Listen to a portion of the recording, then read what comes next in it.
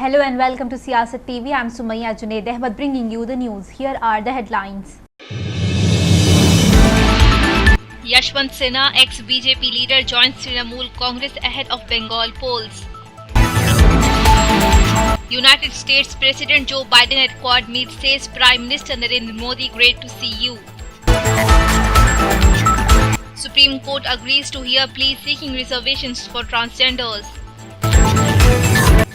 Meghan Markle interview one-sided story about royal family, says Kangana Reacts. Hyderabad youngster held for harassing women on Instagram.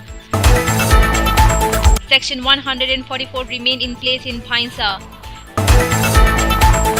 Fresh anti-coup protest hit Myanmar after night of deadly raids. New Zealand marks 2 years since Christchurch mosque killings. Let's begin with our top story. Yashwant Sinha, former Union Finance Minister under Prime Minister Atal Bihari Vajpayee, today joined the Trinamul Congress week ahead of the West Bengal Assembly elections. The 83-year-old had quit his party earlier in the BJP in 2018.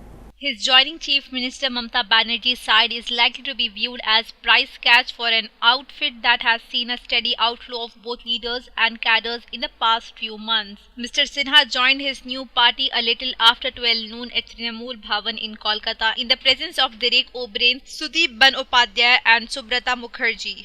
परिस्थिति से आज के दिन गुजर रहा है। बहुत अद्भुत परिस्थिति इसलिए है कि अभी तक जिन वैल्यूज को, जिन मूल्यों को हम बहुत महत्व देते थे और ये सोच के चलते थे कि इस पर सब कोई अमल करेगा ही हमारे प्रजातंत्र में, आज वो मूल्य खतरे में है और उनका अनुपालन नहीं हो रहा है। हम सब परिचित हैं इस बात से कि प्रजातंत्र की ताकत प्रजातंत्र की संस्थाएं होती हैं। The strength of democracy lies in the strength of the institutions of democracy. आज लगभग हर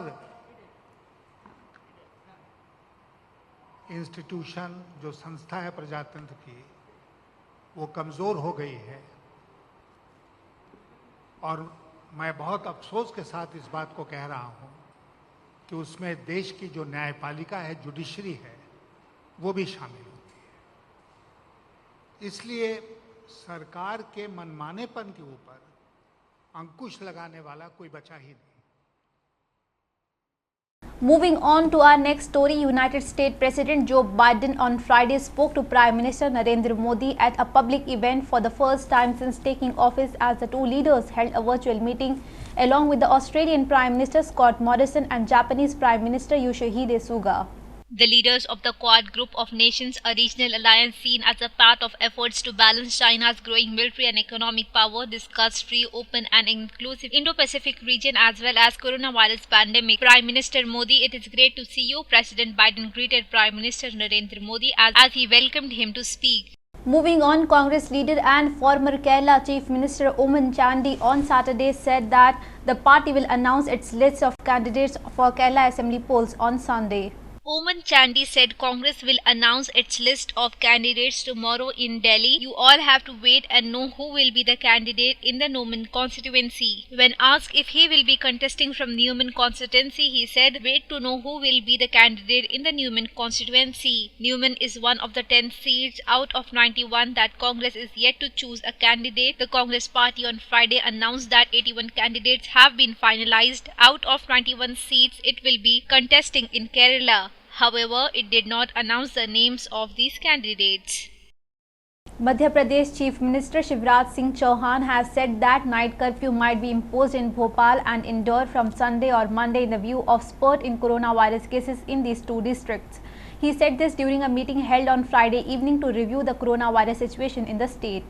Mr. Chauhan was quoted as saying in an official statement, "Look at the rise in infection cases. Though measures will be taken to flatten the curve, now curfew might be clamped in Bhopal and Indore from Sunday or Monday." The Chief Minister said that people coming to state by air, trains or roads from neighbouring Maharashtra where there is a spike in cases should be thermally scanned.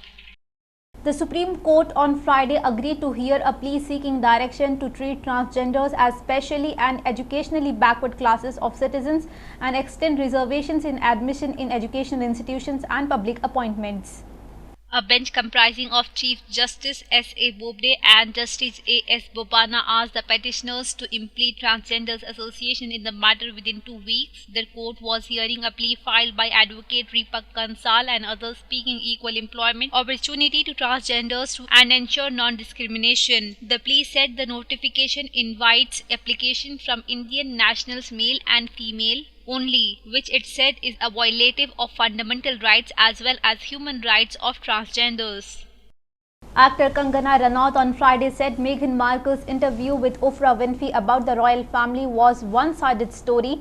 The tell-all Oprah Winfrey interview where Duke and Duchess of Sussex Prince Harry and Meghan Markle sat in-depth chat and had been doing rounds on social media since their reveal of some controversial points about the royal palace. The Queen star came out as the first celebrity from Indian film industry to react on the sensitive points of the whole controversy. Kangana Reacts took her Twitter and shared a collage picture that featured all the members of the royal family. Alongside the picture, she penned on note to present her viewpoint on the drama, where she focused on the greatness of Queen Elizabeth. She wrote, "For the past few days, people gossiped, judged online, lynched a family based on one side story at the cost of a family. I never saw this interview of Saas Bahu Sazish type stuff, never excites me." The Health Ministry data this morning showed India added 24,882 fresh COVID-19 cases in the past 24 hours, the highest daily rise in the last 83 days, taking the tally to 1.13 crore cases. The number of fresh infections is nearly 7% higher than Friday, when the country registered 23,285 cases. Overall, India has now recorded 1,13,33,728 cases since the outbreak a year ago, according to the government data updated today. In the 24 hours period, India reported 140 deaths linked to the virus. Telangana recorded 216 new COVID-19 cases and 2 fatalities. Let's shift our focus to Telangana, where Pet Bashirabad police today arrested a youngster on charges of harassing a woman on Instagram. The arrested suspect was identified as 23-year-old Sudeep, a student from Warangal. According to the police, Sudeep found the victim's account on Instagram and sent her request to follow, and she accepted. Since then, he was chatting with her until she stopped responding due to his rude behavior. Police said, angered by this, he started sending abusive comments to her on Instagram. She started avoiding him, due to which he bore grudge against her and increased harassment. Based on victim's complaint, the police booked the case and subsequently arrested Sudeep. One person was killed after the car he was driving crashed into a road median in Todupalli village in Shamshabad today. Sources said the driver, yet to be identified, lost the control of the car and crashed into the road median. Due to the impact, he suffered grievous injuries after his head hit the car's steering and died on the spot. The car was proceeding from Shamshabad towards Mehdipatnam when the incident occurred. The Shamshabad police have taken up investigation. The incident led to the traffic in the surroundings, which was later cleared by the police. Unannounced curfew continues to haunt locals at Bhainsa today after they were restricted to stay indoors, not allowing them to go out and buy essential goods. Around 600 police personnel were deployed to prevent any untoward incident. The police also restricted the internet in the town after the clashes to stop the locals from sharing photographs and videos of incident on the social media. So far, the police registered cases on 24 persons and arrested 32 people, and some people are at large. Superintendent of Police Vishnu Warrior appealed to the people to cooperate with the police during the curfew. The police identified 74 persons who were involved in the incident and launched efforts to trace 42 persons who have gone absconding. It is learned that 6 special teams have been formed by the police to trace them. Moving on to our international news, activists called for more anti-coup protests in Myanmar today. The anniversary of the death of a student whose killing in 1988 sparked the widespread protest against the government and led to the emergence of Aung San Suu Kyi as a democracy icon.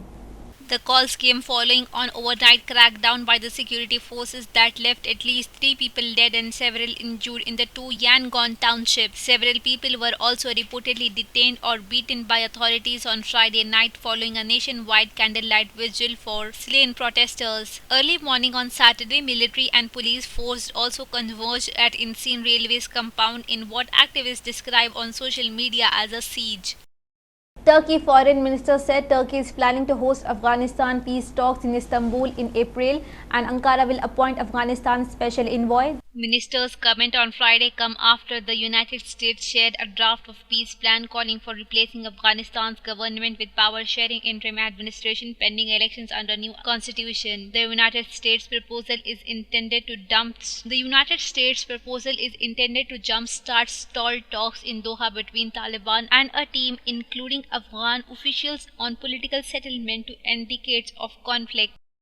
New Zealand has marked the second anniversary of one of its most traumatic days when 51 worshippers were killed at Christchurch Mosque by a white supremacist gunman. Several hundred people gathered at Christchurch Arena today for the remembrance of service, which was also live-streamed. In the 15th March 2019 attacks, Australian Benton Tarrant killed 44 people at the Al-Noor Mosque during Friday prayers before driving to the Linwood Mosque where he killed 7 more. Last year, Tarrant pleaded guilty to 51 counts of murders, 40 counts of attempted murders and 1 count of terrorism. He was sentenced to life imprisonment without possibility of parole. After the attacks, New Zealand quickly passed new laws banning the deadliest types of semi-automatic weapons. Before we wrap up our bulletin, let's have a look on our headlines. Yashwant Sinha, ex-BJP leader, joins Trinamul Congress ahead of Bengal polls. United States President Joe Biden at Quad meet says Prime Minister Narendra Modi, great to see you. Supreme Court agrees to hear pleas seeking reservations for transgenders.